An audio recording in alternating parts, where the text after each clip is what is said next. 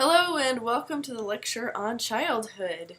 Today we will be talking about what is childhood, what is it for, what might be some adaptive value for childhood, and also how did it evolve, because childhood is a unique part of the human life cycle, and only humans have this stage in their life cycle called childhood. Now, a lot of researchers have argued that it's just a stretching out of either the infant phase or the juvenile phase, but what it really looks like is a totally unique phase of the life cycle that's been inserted in between the juvenile period and infancy. So that's our definition for childhood, this phase of development occurring between infancy and juvenile period. And during this time, children are physically independent, so they're able to walk and travel and crawl and get around on their own, but they still need to be fed. And other species like chimpanzees don't have this difference. By the time that infants are physically independent, they're also capable of feeding themselves, and I mean totally physically independent, not just playing away from mom every now and then. And this time period varies a lot in its definition. Many evolutionary biologists classify it as the time between the end of the first year and 6 years of age, and this is thought of as early to middle childhood for child development researchers. Some people consider it to be between the ages of 4 and 7. For policy purposes, UNICEF classifies it as the time period between birth and 15, but they have a vested interest in trying to help as many young people as possible. But for the sake of simplicity, we're just going to be considering it from roughly 1 until, I would say, anywhere from 6 to 8 to 10 years old. It doesn't really matter that much. And as I said, other primates move from infancy to juveniles without this period of feeding dependency. So we see here the life cycle of macaques, gibbons, chimpanzees, and humans laid out, and you'll notice several interesting things about it. First of all, humans live much longer than the other species. Also, we have a very long post-reproductive period, which we'll talk about in later lectures. We also have, as you can see at the bottom, childhood. So the hatch marks that look like forward slashes there, just above the black bars, which are the prenatal period, are listed as infancy. Now, of course, we don't consider humans infants up until about 7 years of age, and that's what's reflected in this stretch of infancy, or this insertion of childhood here, where kids are mobile and independent, but still not capable of feeding themselves. So feel free to stop these slides at any time if you want to take a look at graphs for longer, or take notes and bring questions in, and I'm happy to answer questions or discuss more of this material when we meet in class next week. And before we go on, I wanted to mention also that this period of childhood is quite flexible in terms of its length, which is probably why it's so difficult to classify the age length of childhood, because under stressful or demanding circumstances, childhood can be shortened quite a bit as kids can become independent earlier, or we can stretch childhood longer as we allow children to be dependent for longer periods of time. Now we're going to talk about a variety of reasons of why humans need a childhood or have a childhood, and one of the immediate answers is that we just are born very undeveloped. Our young are extremely altricial, and so you can see here a picture of a human baby unable to hold its own head up until about 2 months after birth, compared to the baby zebra over here who's up and walking about while the placenta is still attached to mom. So our young need a long period of development, not only because they're born so underdeveloped, but also because they have a long way to go. A lot of growth occurs after birth, as the difference between the size of an infant and the size of a full-grown adult is so very different. We're also developing complex systems like a very large brain, and that takes a lot of calories and a lot of support. So you can see here some evidence of baby food in I believe this is a Hadza child in East Africa versus baby foods in the US, because infants aren't even born with their teeth developed. And we also, compared to other species, develop extremely slowly.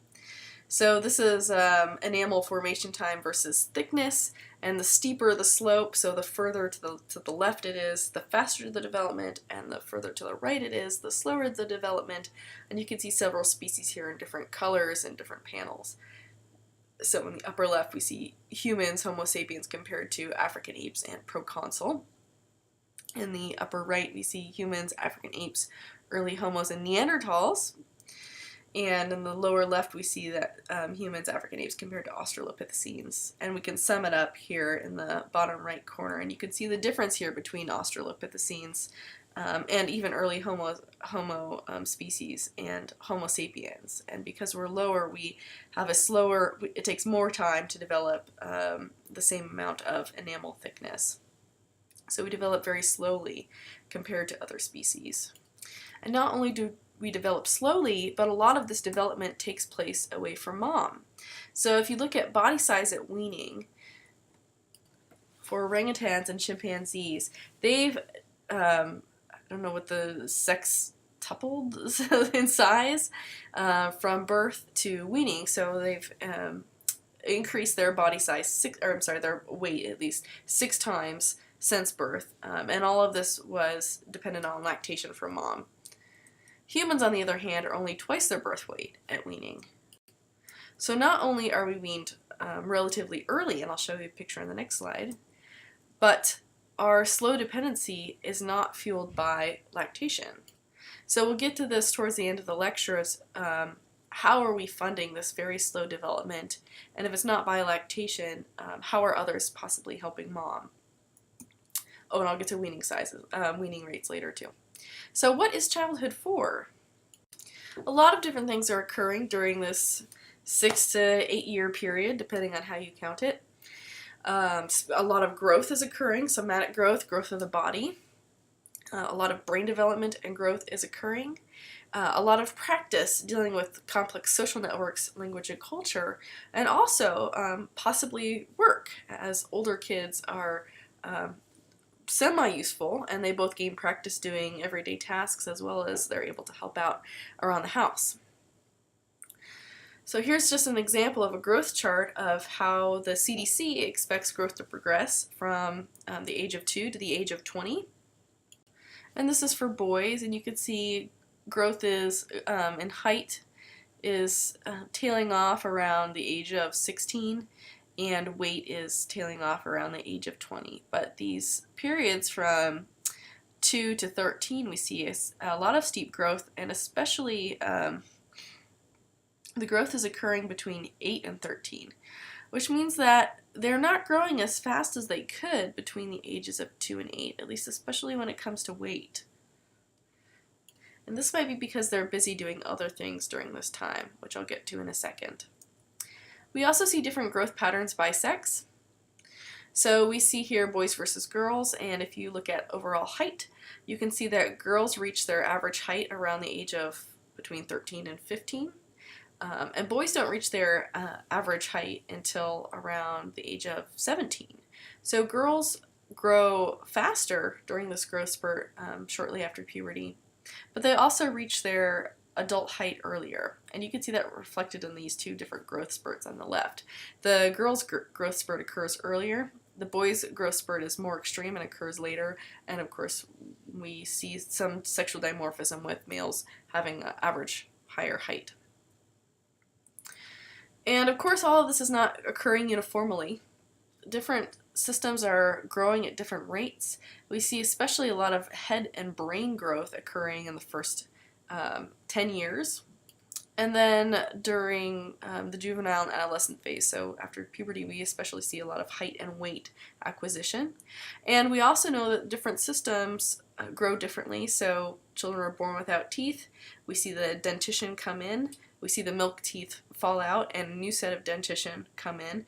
And we see dentition coming in at different rates. So the incisors and the canines tend to come in first, and then the molars later, and we don't even get our third premolar developing until around the age of 18. I'm sorry, the third molar, not premolar. We're not New World monkeys. So just a little information about what's going on during brain development. Almost all of the neurons in the brain are present at birth, but what's occurring is you're building connections during childhood. So these glial cells that are connecting the neurons are growing and connecting to all the different brain cells. And brain weight for body weight peaks at about 20, but brain growth is especially rapid during the first 7 years. And during this period of growth, we see a variety of sensitive periods for different body systems. So adult height and weight can be affected by diet in childhood, especially early childhood. So if children are chronically malnourished, we see stunting occurring, so they'll have shorter adult heights overall. A lack of macronutrients like calcium also can affect adult stature. And if you're not getting enough calcium during the growth of the long bones during childhood, you will see a condition called rickets, where the bones are not properly ossified, so they're softer. So putting the body weight on the bones causes this bowing of the legs and sometimes also a deformation of the pelvis. During childhood, humans are also setting up responses to stressful situations. So kids in chronically stressful situations or have traumatically stressful situations occurring during their lives, we often see abnormal cortisol responses later on in adulthood. So kids either aren't responding to stressful situations or they're responding more strongly than usual. And language acquisition is also occurring during this time. And if kids are prevented from learning language, and there's been several documented cases of kids being shut away by their parents essentially and not allowed human contact, like this little Russian girl on the left here, if they do not have human contact before puberty, they have very, very greatly decreased language skills as adults. And the longer these children go without language contact, the more and more difficult it is for them to acquire language later on in life. But, as important as growth is, some people have estimated that possibly, 90 to 95% of child development is growth-free. We did see that decreased weight gain in early childhood, and possibly because kids are doing a really important thing during this time period, and that is they're learning culture. And you see two examples of boys here helping their grandfathers out. On the left, this is a Chimane boy watching his grandfather make fishing arrows, and on the right, we see a Jinakaruba boy helping his grandfather set up for a ritualistic ceremony in India. And during childhood, kids are practically soaking up culture all around them. They're learning how to interact with others, everyday patterns of subsistence, how to make jokes, language, religion, kinship patterns, and all of that stuff that we learned from other people. And it's very important for human children to learn culture because culture is so adaptive. Culture allows us to quickly find new strategies in new environments, or if our current environment changes. And culture is also fantastically helpful because it's a cumulative body of knowledge that individuals can acquire through social learning, and then they themselves later in life often can improve upon it by individual learning. And so by the time that you inherit a sea hunting domain of cultural knowledge that allows you to hunt seals with an atlatl from your kayak in the north, you've got this fantastically adaptive body of knowledge that others who've come before you have helped to build, that you wouldn't be able to acquire on your own. So we have a whole series of lectures later on about why culture is so adaptive, but it does appear that one of the most beneficial aspects of having a childhood is that you have this long period for social learning. Now, the big question is, where did culture come from? Well, some people have hypothesized that with human group sizes being as large as they are, if we were to try to maintain social bonds by grooming each other, it would take 42% of our time to groom everyone that we need to maintain a relationship with. And so a lot of people have thought that language and culture, and language especially, culture is highly dependent on language, is just more efficient than grooming. But you're also developing a lot of other types of knowledge, skills, values, and beliefs by learning culture. It's not just getting along with other people, it's also how we extract resources from our environment. So kids during childhood are learning things like gender roles, and I always love these pictures like my chore charts where you can see it's very clearly structured of what types of things the girls are doing versus the boys. Community power structures are very important for kids to acquire during this time. Kinship patterns, complex subsistence practices, how to get resources out of your environment, but also myth, religion, history, and much more things. And a lot of what's occurring during childhood is play. So here's where that energy is going. Instead of weight gain and increased gain in stature, kids are expending a lot of energy in play. They're interacting with one another, and they're interacting with other kids at different ages, figuring out how the social system works, figuring out how their bodies are going to interact with the environment, and figuring out the types of skills that they'll need later on. And it's fun for them. A lot of kids love doing the things that adults do, practicing sweeping or playing at cooking, throwing things and wrestling. Children are motivated by enjoyment to play and practice the types of activities that are going to be important later on to them. And another of the unique aspects of human development that occurs during early childhood, so we're talking between 2 and 4 years of age, is the development of self-awareness. So if you give a lot of other animals a mirror, they'll see another animal in the mirror, and they won't understand that it's themselves. And there's a few species who are the exception to the rule. Humans, elephants, dolphins, and chimpanzees are somewhat good at this as well. So you're not only developing the concept of self and the fact that you are an agent in the world, you're also developing a theory of mind. And a theory of mind is when you can attribute mental states to other people that are different from your own. Or I'll read the text directly. Attributing mental states that are different from your own to other people. And this is essentially the ability to understand that other people have different thoughts and beliefs and values and motivations from yourself. And this is quite unique among species. So here's a comic joking that our theory of mind ability allows us to essentially read the thought bubbles going on in other people's heads. And we see a theory of mind coming online really around 4 years of age. Children between 3 and 4 are developing a theory of mind. Before that, kids have a really hard time doing things like lying because they assume, well, as far as we can, know what toddlers are thinking, it seems that they assume that the thoughts in other people's heads are the same as their own.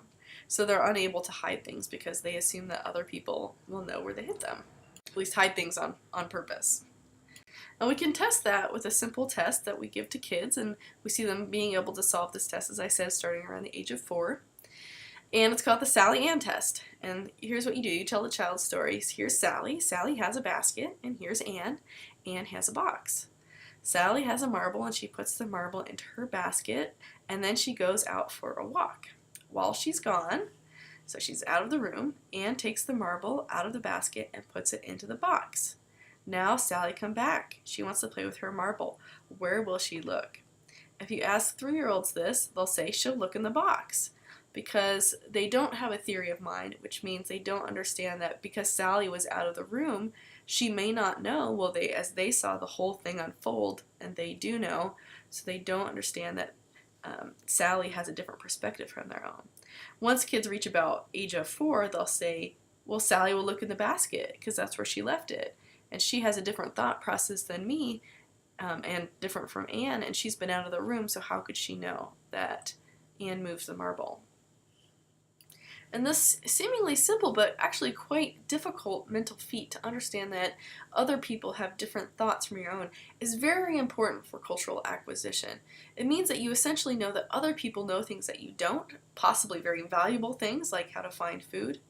And therefore, if you could acquire their thoughts somehow, you could gain their knowledge and also gain their abilities, like finding food. There's some evidence that Down syndrome kids can solve this problem at the same age time period as non-Down syndrome kids, but there is evidence that children with autism take longer to reach the developmental stage where they can solve this problem. And of course, an important component to theory of mind is language development. So during childhood, we're seeing a lot of language acquisition occurring. 1 to 2 years old, we've got a small vocabulary and telegraphic speech. Want, shoe, cookie, no is a popular word. And between 3 and 5 years old, kids are really starting to get this phonological awareness, developing local dialects, starting to form simple sentences, and refining their grammar. So my nephew is at the stage where he's saying things like, "I did it jumping," and as he gets older, he'll be able to say things like, "I jumped." And finally, between 6 and 10 years old, we see kids really starting to deal with complex sentences, multiple meanings of words, and they're also just learning an incredible amount of vocabulary during this time. And language is not important not just for communicating wants and needs, warnings, and other information about the environment, but it's also a crucial component in culture. And we see language very wrapped up in cultural expression and perception of the world. So on the left you see a chart of words like war, peace, corporate, hippie, hot, cold. And anthropologists went around to different cultures and asked them, especially where the word was applicable, so you could say corporate in every culture, what color they would associate with that word. And so war, you see a lot of black and gray and red. A lot of red is associated with hot, and blue is associated with cold. But you also see a lot of variation between each word. So safe, for example, is, every color of the rainbow is represented. As if I ask you what is the color of safe in different cultures, you get a large variety of responses. So language helps us perceive the world along cultural lines. It also helps us engage in all of those symbolic and ritualistic activities that require a nuanced understanding. So if you think of things like art and artistic expression, or music, if you listen to another culture's music, oftentimes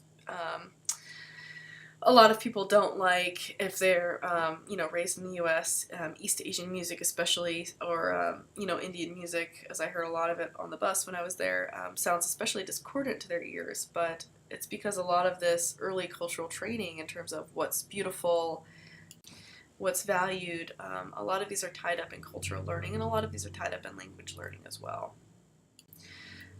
So besides social development, gaining culture, gaining language, kids also do a variety of other things during childhood, and one of those things is work. So we do put our kids to work, giving them simple chores. In the U.S., helping clean the house or tidy away their toys. But in a variety of cultures, kids are put to use carrying water or helping during the agricultural system, keeping an eye on fires, often simple tasks that are appropriate for their strength and coordination levels. Because this long period of development means that it takes a lot more effort on the parents' part to raise the kids. So any offset that they can do is really useful. In places where it makes sense to invest in kids, we see formal education becoming important as well. Formal education is oftentimes important in stratified societies, as there are non-subsistence related tasks that adults can do, children who will become adults one day can do, that require specialized training such as reading and writing. And the track that kids take is often dependent on parental expectations, especially how likely your kid is to survive. So in places where infant mortality is high, we see parents concerned with the health and the survival of their kids, and there's little investment in learning and training. And this is because across species we see that adult mortality rates are tied to length of development. So if adult mortality is low, we see less investment in development, and especially if physical care can make a difference, we see more investment in physical care. And in places where infant mortality is low and adult mortality is low, parents are less worried about children's health, obviously, and they know that it makes more sense to invest in skills because there is this expectation that there's going to be a long adult period in which those skills are going to be put to use. Now, something that's been examined recently is the role of kids in childcare. So we know that around the world, kids are often involved in the care of other kids. So even things like babysitting, we see teenagers looking after younger children. But even kids as young as 4 or 5 might be in charge of looking after their younger brothers and sisters in a lot of places. And this draws us into the question of how did childhood evolve?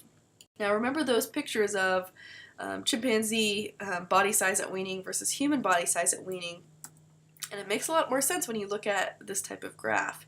What we're seeing here is the age in months at which the infant is weaned. So for lemurs, it's about a year and a half, capuchins about 2 years, baboons a little less than 2 years, chimpanzees around 5.5, and orangutans closer to 7. And humans are kind of the unique outlier here, especially compared to the other apes, because we wean so early, and that's partially why body size is so small. But it has serious consequences for the interbirth interval. And what we know about humans is that compared to other apes, they have much shorter interbirth intervals. Now remember, we talked about lactational amenorrhea. So chimps and orangutans nursing for 5 to 7 years aren't getting pregnant during that time. Humans, decreasing that to 1, 2, 3 years, can quickly get pregnant again. And what that means is that while chimps and orangutans have sequential births, humans have stacked births where we have multiple dependent offspring attached to one mother or one family at a time.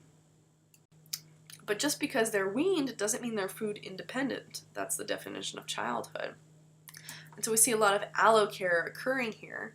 Allocare by care by people other than the mother. So we'll talk about some relatives who tend to care more in a few slides. But because people other than the mother can help out at least feeding the infant, this decreases the infant dependency on mom, decreases the interbirth intervals. But that leads to another problem down the line. So let's just think about what's going on with stacked births. Here's the amount of resources required to support the child, and here's time. And so we see with just one child, over time we see feeding dependency peaking during childhood as kids are big, requiring a lot of calories and also not able to feed themselves. But what happens when you have a younger sibling? Well, now you've got another mouth to feed on top of that. And what happens if you have another sibling? You've got another mouth to feed. So the amount of resources is cumulative as you have multiple dependent offspring due to these stacked sequential births. And it's really hard for parents to do this alone. And this is a graph showing you the amount of time it takes to provision all of these children. So you see at the bottom, dad is spending 8 hours a day in production to support himself and the kids. Mom is spending another 8 hours a day supporting herself and the kids. But it's not enough. After the first child is born, we see this problem with the stacked sequential births. As you increase from having your first child, second, third, last child, you increase the amount of production that's needed and the amount of time that you need to invest in getting all of those resources and childcare and other activities done. And this leads to what we call a parental deficit. And in fact, this can be quite large, especially as you have all of these kids approaching the juvenile period, right around where the first child leaves. This is when this peaks. And this is a big deficit. Mom and dad can't solve this on their own. So without some sort of allocare, it would be very difficult for humans to take advantage of shortening the interbirth interval, decreasing dependency on mom through lactation, and increasing the number of kids you can have in your life. So they're obviously getting help from somewhere. So these are graphs of the net calories a day given to, on the left, kids, so the age of the mom and the dad, and the amount of calories they're giving to their kids. As you can see here, after about the age of 20, when they're starting to have their first children, we see this increase in the amount of calories they're providing to their children. And as the kids leave the house, a decrease occurs as the parents age. And on the right is just the net from the parents to the kids at the age of the kids. And you can see the peak here between 0 and 15, as the kids become self-sufficient after that. But you can see here that the childhood dependency peaks right around the age of 10. We'll talk about what's going on. So I forgot to say, blue is boys, green is girls. We'll talk about the net from the parents, what's going on, why is there a second peak for girls around the age of 25. I'm sure you can think of a good reason. We'll talk about that more specifically later on. But we can also, we can also talk about the other types of people who have an interest in the survival of the kids, and one of those is the grandparents. So grandparents are giving a lot of calories to grandkids. You can see this peak here around the age of 65. That's when their own children are reproducing and their grandkids are in need of meeting this parental deficit. And we can see on the right how much calories kids are getting from their grandparents. We see this peak again around the age of 10, and also, especially for girls, in the 20s and 30s, if the grandparent is still alive. So grandparents are important contributors to meeting this parental deficit. The other category of people who are really important are the children themselves. So this graph is showing you out of the total amount of household production, who's contributing. So if you look at the 0, it's only mothers and fathers contributing, and that's at marriage. So this graph is years since onset of marriage. So when the mom and the dad get married in this society, this is from the Maya, mom and dad are the only contributors. They have some kids. Around the age of 8 to 10, we start seeing young children becoming a contributor to household production a little bit. They might be finding some food on their own or helping with care of younger children during this time period. As they become juveniles and become more self-sufficient, so the juvenile period is feeding independency but not yet reproductively active. So these kids are helping out a lot around the house, and as they become older and move into their own adulthood and reproduction, they become net producers. So other children in the household can take up to 50% of the burden off mom and dad as they develop through their independency. And this data comes from Karen Kramer, who also wants to remind us that it's not just calories, but it's time. Watching children can take a lot of time, and so if it's as simple as telling your 8-year-old child, hey, keep an eye on the baby while I go get water or I collect firewood, this can seriously remove the burden from mom and from dad. So both in terms of becoming feeding independent as well as taking some of the time burden off rearing younger children, older sibs can seriously help out around the house and help mom support all of those stacked births. So to sum up the hypothesis here, the evolution of childhood came about because provisioning by kin allows for stacked births and a longer developmental period. So parents are increasing both their quality of children by having this long developmental period, which supports a lot of social learning, and they're also increasing the quantity of children they're having by being able to shorten the interbirth interval. Childhood is so valuable because it allows time for brain development and cultural acquisition. So once we see this new developmental period appearing, it also quickly becomes very, very useful. And older sibs may be especially important for raising younger sibs. And we'll talk about the importance of other kin, like grandmothers and grandfathers, as we reach that age in the human life cycle. So that's it for today. I hope you understand a little bit more about the evolutionary theory behind childhood, and I look forward to seeing you next time for maturation.